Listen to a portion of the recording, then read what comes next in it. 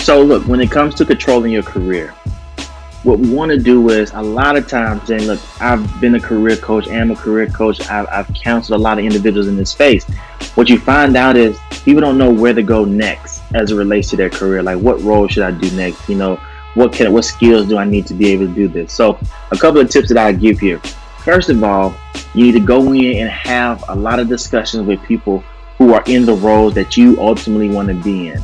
And the purpose of those discussions is to go in and just figure out what was their career path, what roles did they take coming out of college, what was the kind of the route that they took, why did they take these specific roles throughout their career.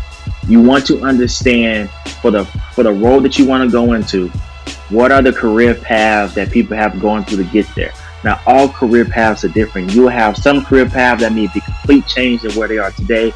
Let's say, hey, this person has been in finance for 20 years, and then now they're in quality or QA, QR. So you want to go through and make sure that you're having discussions to figure out what are those roles they took and why did they take those roles, because that's important.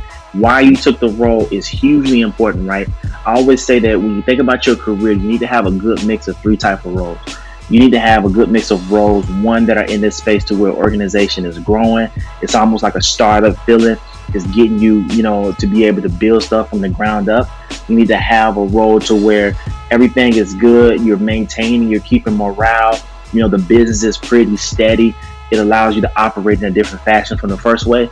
And then on the third one, you need to have roles to where the business is in a decline. Because when the business is in a decline, it helps you understand different ways of working to be able to get that motivation out of employees, to be able to lead in a tough environment, to be able to do all of these things.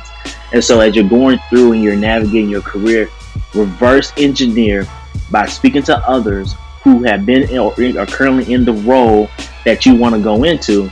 Reverse engineer and see where they've been, and then you start to pick and say, okay, these are a couple of roles that I want to go into. I would also say is you need to understand who you are professionally. You need to understand the gaps that you have.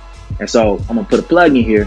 Go to jumprecruits.com, get your professional development plan, or tap into the bio so that you can download and do a self-assessment and just understand what are those gaps that you have today, what areas do you need to improve in, and then what roles will help you improve in those areas.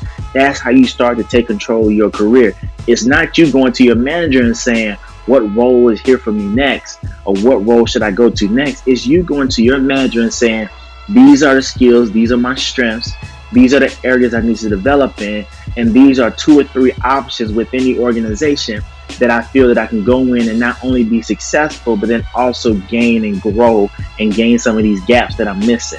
As you start to have that conversation over and over, you start to build out this path, right? It's always easier to reverse engineer based off of what has happened with other individuals in their role. Not saying that you need to go down the direct path, but you can pick and choose and say, I like this job from James. I like this job from Becky. I like this job from Susan. Like all of these different things that you could just go in and say, hey, this is a career, I think.